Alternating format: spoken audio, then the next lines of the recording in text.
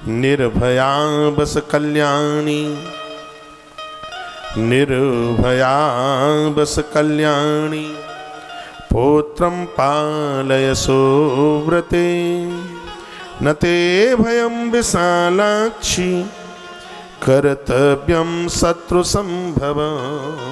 जवाब दिया, हे कल्याणी, तुम यहाँ भय रहित होकर के निवास करो। हे सुव्रते, अपने पुत्र का पालन पोषण करती रहो। हे देवी, यहाँ तुम्हें शत्रुओं से उत्पन्न होने वाला किसी भी प्रकार का भय नहीं रहेगा। पालयस सुतम कांतम राजा तेयम भविष्यति, नात्र दुखम तथा शोका कदाचिन सम भविष्यति। यहाँ भविष्य में तुम्हें कभी भी दुख का अनुभव नहीं होगा, शोक नहीं होगा। यह महात्मा ने ऐसा बोल दिया। भगवान व्यास कहते हैं, उठजे मुनिना दत्ते बीत शोका तदावसा। मुनि के इस प्रकार कहने पर महारानी मनोरमा निश्चिंत हो गई और मुनि के द्वारा प्रदान की गई एक कुटिया में शोक रहित होकर, दुख रहित होकर के उठजे मुनिनाम दत्ते। उठजे कहते कुटिया, संस्कृत का शब्द है, हिंदी में कहेंगे कुटिया और अंग्रेजी में कहेंगे उठजे। उठज, उठज माने कुटिया, कुटीर। तो उठजे मुनिना दत्ते बीत शोका तदावसत, वो दुख को त्याग करके और वहाँ रहने लगी। सुदर्शन उसका बेटा, पालन पोषण उसका करती रही। मनोरमा अपनी दासी तथा मंत्री विदल्लक के साथ में वहाँ रहने लगी। उसकी एक दासी और चल के आई थी। समय चलता रहा। देखिए आगे की कथा। भगवान व्यास कहते हैं, इदाजित संग्रामात गत्वा योद्धाम महाबला, मनोरमाम च पप्रक्षा सुदर्शन जिगासया। भगवान व्यास कहते हैं, राजन, महाबली युधाजित जो कि उज्जैन का राजा था, रणभूमि में अयोध्या पहुंचकर सुदर्शन को भी मार डालने की तैयारी में लगा हुआ था।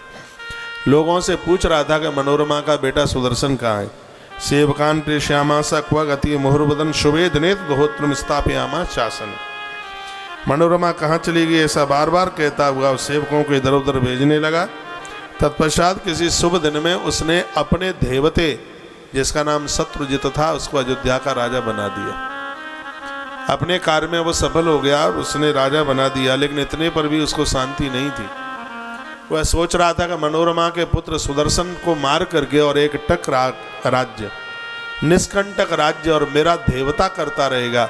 तो मनोरमा को वो जगह जगह ढूंढने लगा, उसके पुत्र सुदर्शन को वो ढूंढने लगा।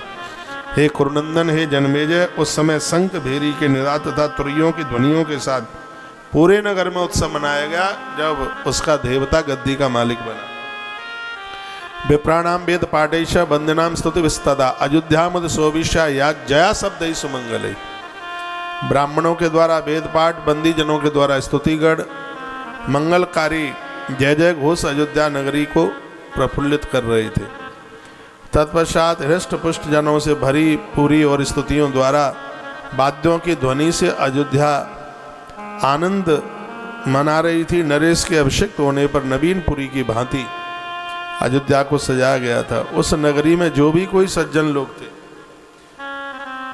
उन्होंने अपने घर में ही रह करके शोक मनाया। उनको खुशी नहीं हुई क्योंकि मनोरमा का बेटा सुदर्शन नगर छोड़ करके चला गया था। वह सुदर्शन के विषय में सोचते हुए कह रहे थे, वह राजकुमार कहाँ चला गया, महान पतिव्रता वह बेचारी मनोरमा कहाँ चली गई।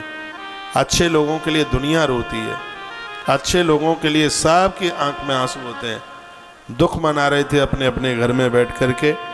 इतेवम चित्तमानस्ते साधवा समबुद्धया, ऐसा विचार करते हुए सब में समान बुद्धि रखने वाले वे साधुजन शत्रुजित के अधीन होकर के वो दुखी मन से रहने लगे। मन किसी का लग नहीं रहा था अयोध्या में। इधर सुदर्शन मुनियों के आश्रम में रह रहा था। श्रुत्वा सुदर्शनम न मुनि आश्रमास्तम हंतु कामो जगामासु चित्रकूटम सपर्वतम। सुदर्शन मुनियों के आश्रम में रह रहा है ऐसा सुनकर युधाजित उसे मारने के लिए तत्काल चित्रकूट की तरफ वो चल पड़ा। सुदर्शन को मारने के लिए वो चल पड़ा। युधाजित सेना सहित प्रयाग में आ गया। मनोरमा भयभीत हो गई, अत्यंत दुखित हो गई। इसको पता चल गया युधाजित को कि मनोरमा महात्मा भरद्वाज के आश्रम में रह रही है। और जब यह मनोरमा को पता चल गया तो मनोरमा रोती हुई और गुरुदेव भरद्वाज के चरणों में आकर के गिरी। वहाँ बड़े बड़े साधु बैठे थे। धौम्य अत्रि गालव पैल जाबाली गौतम भृगु चवन अत्रि गोतज कण्व जंतु क्रतु बीत होत्र सुमंत यगदत्त वत्सल राशासन, कौड़, यज्ञ क्रतु ये शव और भारद्वाज आदि अन्य महात्मा उस पावन आश्रम में विराजमान थे। वह सभी वेद पाठ कर रहे थे जिस समय युधाजित मारने के लिए आया। बीत होत्रा सुमंतस्सु यज्ञ दत्तोत वत्सला, कोई यज्ञ कर रहा था, कोई वेद पाठ कर रहा था, और इतने में ये वहां आ गया।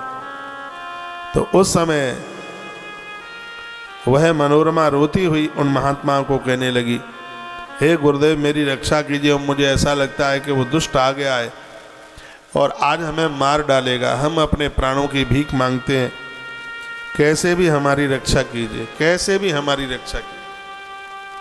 महात्माओं ने कहा, बेटी यहाँ तुम्हारे लिए कोई आँच नहीं आएगी, तो चिंता न कर। तब उन्होंने कहा कि द्रौपदी भी तो ऐसे ही किसी आश्रम में रहती थी, लेकिन सिंधु नरेश ने उसको बलात् उसको खींच करके और उसका अपमान किया। पांडवानाम प्रिया भार्या द्रौपदी शुभ लक्षणा पांचाली सिंधु राजेंद्र बतस्तत्स्त बराश्रमे, उसका बड़ा अपमान हुआ और मैं बहुत भारी कष्ट में हूँ, गुरुवर कैसे भी मेरी रक्षा कीजिए। इतने में तो वो युधाजित आ गया था। मुने मुंच हठम सौम्यम विसर्जम या मनोरमा, उसने आकर के कहा, ये महात्मा हट जाइए, मैं इसको जिंदा नहीं छोड़ूंगा। तो ऋषि ने कहा, नैस्व यदि सक्तस्ते बलिनाद मामास होता। महात्मा ने कहा कि यदि तूने अपनी माँ का दूध पिया है तो इसे हाथ लगा करके बता दे। विश्वामित्र यथा धेनु वशिष्ठ मुने पुराए दौड़। महात्मा भरद्वाज ने कहा, यदि तूने मनोरमा को हाथ भी लगाया तो तेरी वो स्थिति हो जाएगी जो वशिष्ठ मुनि के आश्रम में विश्वामित्र की स्थिति, जैसे सबला को मारने के लिए तो क्रोधित हो रहा है। उस समय नंदिनी गाय के लिए भी विश्वामित्र ने ऐसा ही किया जैसा तू कर रहा है, और तेरी स्थिति विश्वामित्र की ही तरह हो जाएगी। एक क्षण के लिए वो वहां रुक गया।